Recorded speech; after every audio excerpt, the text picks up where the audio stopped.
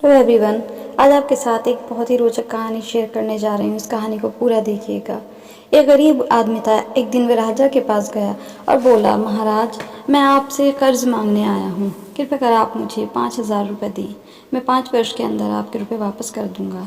राजा ने उसकी बात पर विश्वास करा और उसे 5,000 रुपये दे दिए। 5 वर्ष बीत जाने के बाद भी जब उस व्यक्ति ने राजा के 5,000 रुपये नहीं लौटाए, तब राजा को मजबूरन उसके घर जाना पड़ा। लेकिन वहाँ वह व्यक्ति नहीं मिला। जब भी राजा वहाँ जाता, बहाना बनाकर उसे वापस भेज दिया जाता। एक दिन फिर राजा उस व्यक्ति के घर गया। वहाँ और कोई तो नहीं दिखा। एक छोटी लड़की बैठी थी। राजा उसी से पूछा, तुम्हारे पिताजी कहाँ हैं? लड़की बोली, पिताजी स्वर्ग का पानी रोकने गए हैं। राजा ने फिर पूछा, तुम्हारा भाई कहाँ है?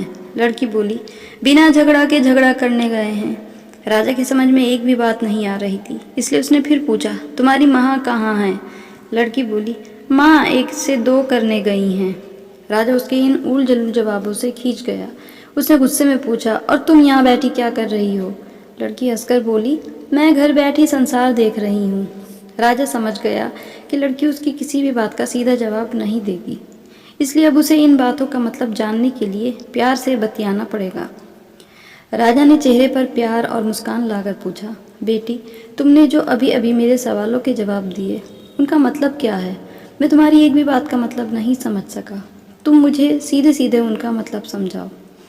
लड़की ने मुस्कुराकर कहा, अगर मैं सभी बातों का मतलब समझा दूं, तो आप मुझे क्या देंगे? राजा के मन में सारी बातों को जानने की तीव्र उत्कंठा थी। वह बोला, जो मांगोगी वही दूंगा।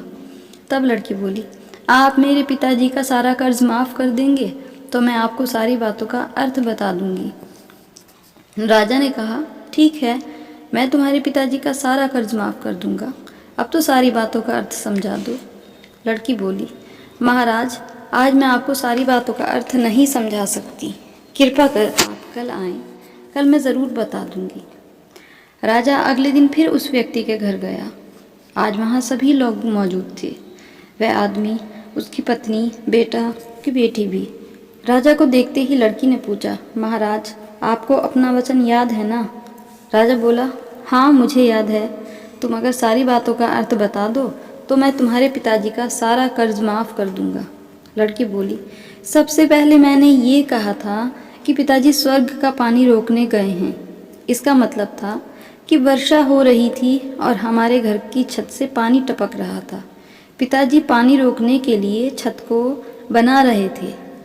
वर्षा का पानी आसमान से ही गिरता है और हम लोग तो यही मानते हैं कि आसमान में ही स्वर्ग है। बस पहली बात का अर्थ यही है। दूसरी बात मैंने कही थी कि भैया बिना झगड़ा के झगड़ा करने गए हैं। इसका मतलब था कि वे रेंगनी के कांटे को काटने गए थे।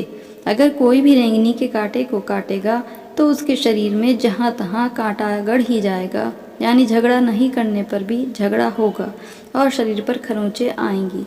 राजा उसकी बातों से सहमत हो गया। वह मन ही मन उसकी चतुराई की प्रशंसा करने लगा।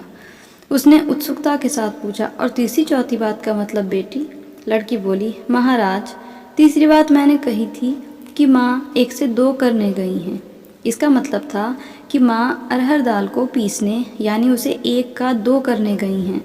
अगर साबुत दाल को पीसा जाए तो दाने का 2 भाग हो जाता है, यानी यही था 1 का 2 करना। रही चौथी बात, तो उस समय मैं भात बना रही थी और उसमें से 1 चावल निकाल कर देख रही थी कि भात पूरी तरह पका है कि नहीं। इसका मतलब है कि मैं 1 चावल देखकर ही जान जाती कि पूरा चावल पका है कि नहीं, अर्थात चावल के संसार को मैं घर बैठे देख रही थी। ये कहकर लड़की चुप हो गई। राजा सारी बातों का अर्थ जान चुका था। उसे लड़की की बुद्धिमानी भरी बातों ने आश्चर्य में डाल दिया था। फिर राजा ने कहा, बेटी, तुम तो बहुत चतुर हो, पर एक बात समझ में नहीं आई कि ये सारी बातें तो तुम मुझे कल भी बता सकती थी। फिर तुमने मुझे आज क्यों बुलाया?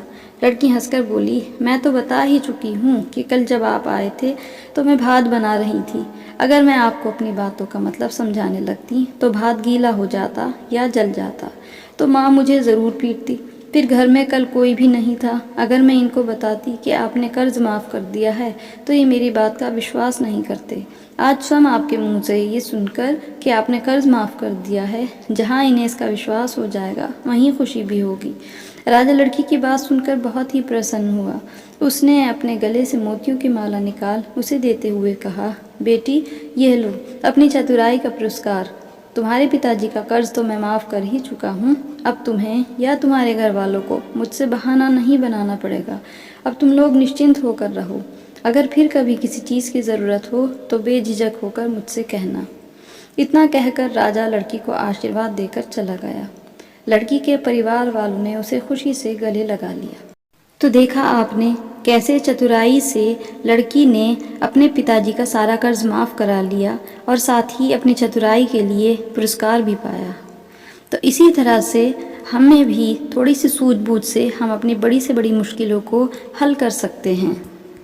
ये कहानी आपको कैसी लगी कमेंट बॉक्स में बताइएगा ज़रूर, और ये भी बताइएगा कि आपके को कहानी किस तरह की पसंद है। नैतिक, पारिवारिक, रिश्तों पर आधारित, लव स्टोरीज़, सैड स्टोरीज़, आप मुझे कमेंट बॉक्स में बताइएगा ज़रूर। मुझे आप सभी के सपोर्ट की बहुत बहुत बहुत ज़रूरत है।